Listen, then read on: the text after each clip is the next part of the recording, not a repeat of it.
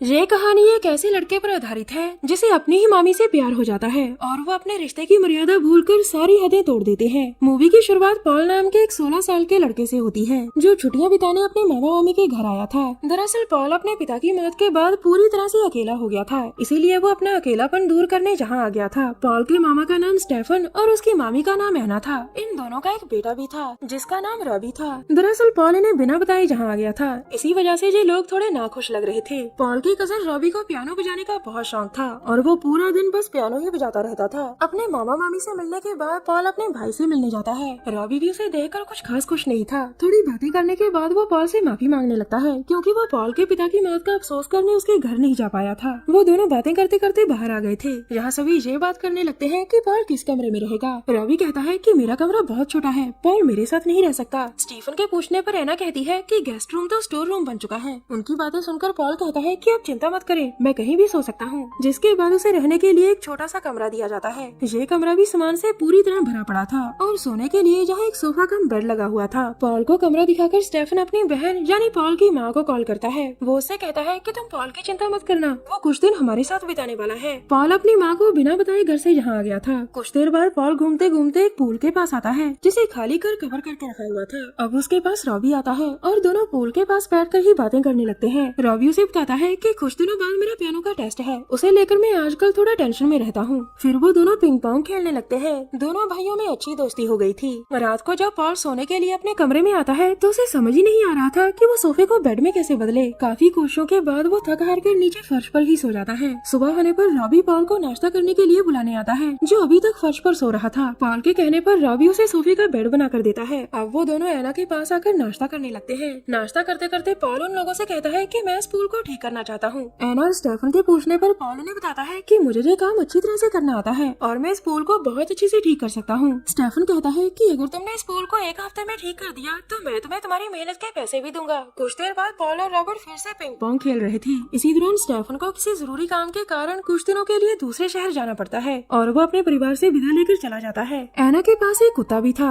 जिसका नाम सोमो था। एना अपने कुत्ते सोमो को अपने बेटे जितना ही प्यार करती थी। कुछ देर बाद एना, रॉबी और पॉल सोमो को लेकर जॉगिंग करने जाते हैं जहाँ वो एक तालाब के पास जाकर रुक जाते हैं। पॉल उस तालाब में नहाने की तैयारी करने लगता है मगर एना उसे नहाने से मना कर देती है क्योंकि तालाब का पानी बहुत गंदा था। थोड़ी देर बाद वो सभी घर लौट आए थे। घर आते ही पॉल और रॉबी फिर से पिंग पोंग खेलने लग जाते हैं। तभी वहाँ एना आती है और आकर रॉबी को डांट कर अंदर चलने को कहती है। दरअसल एना अपने बेटे की सारा दिन पियानो बजाने से बहुत परेशान थी क्योंकि पियानो की वजह से उसका अपनी पढ़ाई पर बिल्कुल भी ध्यान नहीं था। वो रॉबी को डांट कर अंदर भेज देती है और पॉल को पूल की सफाई करने को कहती है। शाम को जब पॉल पूल में काम कर रहा था तो एना उसके पास आती है। वो उसे सोमू को घुमाने के लिए अपने साथ चलने को कहती है। जब वो सोमू को लेकर जा रहे थे तो एना पॉल से उसके पिता के बारे में बात करने लगती है। वो कहती है कि मैं समझ सकती हूँ कि तुम्हारे पिता की मौत के बाद तुम्हें काफी अकेलापन महसूस हो रहा होगा। तभी पॉल की गर्दन पर एक मधुमक्खी काट लेती है। जब एना उसे देखने उसके करीब आती है तो मौका देखकर पॉल उसे चूम लेता है। पॉल की सर्कस से एना बिल्कुल भी नाराज नहीं होती बल्कि मुस्कुराकर उसे वापस घर चलने को कहती है। घर पहुँचकर एना पॉल के जख्म पर दवा लगाती है। एना को अपनी केयर करते देखकर पॉल के मन में उसके लिए भावनाएं पैदा होने लगी थी। अब वो अपनी मामी को प्यार भरी नजरों से देखना शुरू कर देता है। थोड़ी देर बाद पॉल फिर से पिंग पोंग खेल रहा था पर अब उसके साथ रॉबी नहीं एना खेल रही थी। तभी वहाँ रॉबी एक कटर लेकर आता है। वो पॉल को पेड़ काटने में उसकी मदद करने को कहता है और एना भी किसी काम से बाहर जाने लगती है। थोड़ी देर बाद पॉल पेड़ के ऊपर चढ़कर उसे काट रहा था और रॉबी नीचे खड़ा उसकी मदद कर रहा था। पेड़ काटते काटते पॉल नीचे गिर जाता है और उसकी बाजू पर चोट लगती है।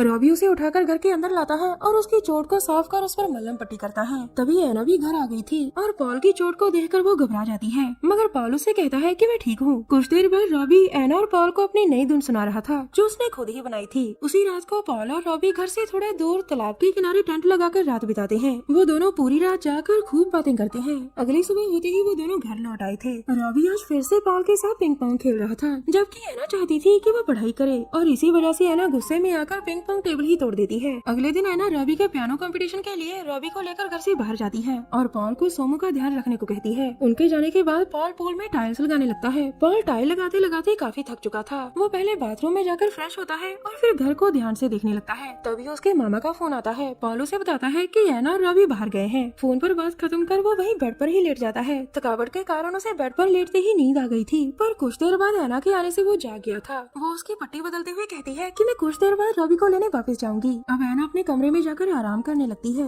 इसी बीच पॉल धीरे धीरे एना के कमरे की तरफ बढ़ रहा था। पॉल को अपने कमरे के बाहर देखकर एना उसे अपने पास आने को कहती है। एना के कहने पर पॉल उसके पास आकर बैठ गया था। एना उसके करीब आने लगती है और पॉल भी अपने आप को रोक नहीं पाता, जिसके बाद वो दोनों अपने अपने रिश्ते की मर्यादा भूलकर सारी हदें पार कर जाते हैं। इसी बीच रॉबी भी जल्दी घर आ गया था। वो अपनी माँ को मिलने उसके कमरे की तरफ जाता है, जहाँ वो एना और पॉल को प्यार करते हुए देख लेता है। रॉबी अपनी माँ को इस हालत में देखकर बहुत दुखी होता है, जिसके बाद वो बिना कुछ बोले ही वहाँ से चला जाता है। कुछ देर बाद एना रॉबी को लेने जाती है, क्योंकि उसे नहीं पता था कि वो घर लौट आया है। शाम को घर आकर जब वो रॉबी को घर में ही देखती है तो वो उस पर बहुत गुस्सा करने लगती है। एना कहती है कि तुमने मुझे बताया क्यों नहीं कि तुम घर वापस आ गए, जिस पर रॉबी उसे बताता है कि मैंने तुम्हें पॉल के साथ देख लिया था। ये सुनकर एना उससे माफी मांगती है। अब घर का माहौल पूरी तरह से बदल चुका था। सभी एक दूसरे से नाराज थे। रॉबी किसी से भी सही ढंग से बात नहीं कर रहा था और एना भी पॉल से दूर रहने लगी थी, जिस वजह से पॉल एक बार फिर से अकेला हो जाता है। अगले दिन स्टेफन भी अपने काम से वापस आ गया था। एना और स्टेफन को करीब देखकर पॉल को उनसे जलन होने लगती है। स्टेफन के पूछने पर एना उसे बताती है कि रॉबी ड्रिंक करके कंपटीशन पर गया था, जिस वजह से उसे कंपटीशन से बाहर निकाल दिया गया। रॉबी के बारे में जानकर स्टेफन बहुत दुखी होता है और वो उसे समझाने लगता है। उधर पॉल ने भी पूल को लगभग पूरी तरह से नया बना दिया था, जिसे देखकर एना कहती है कि तुम इसमें पानी भर देना ताकि कल हम सभी इसमें खूब मजे कर सकें। साथ ही साथ वो ये भी कह देती है कि अब तुम्हें हमारे घर से चले जाना चाहिए, क्योंकि तुम्हें यहाँ आए हुए कई दिन हो गए हैं। जिसे सुनकर पॉल नाराज हो जाता है और रात को पूल में पानी भरकर एना के प्यारे कुत्ते सोमो को उसमें डुबा देता है। अब वो अपने कमरे में आकर अपना सामान पैक करने लगा था ताकि सुबह होते ही जहाँ से जा सके। तभी उसकी नजर वहाँ रखे पैसों पर पड़ती है जो एना ने पूल ठीक करने के बदले वहाँ रखे थे। सुबह होने पर पॉल रॉबी से विदा लेकर जाने लगता है। दूसरी तरफ एना उठकर सोमो को ढूंढने लगी थी। जब वो उसे कहीं नहीं मिलता तो वो पूल के पास देखती है जहाँ सोमो मरा पड़ा था। वो सोमो को मरा देखकर बहुत रोती है, जिसे दूर से पॉल खड़ा देख रहा था। एना को रोती देखकर वो उनके घर से चला जाता है और इसी के साथ इस कहानी का यही अंत हो जाता है।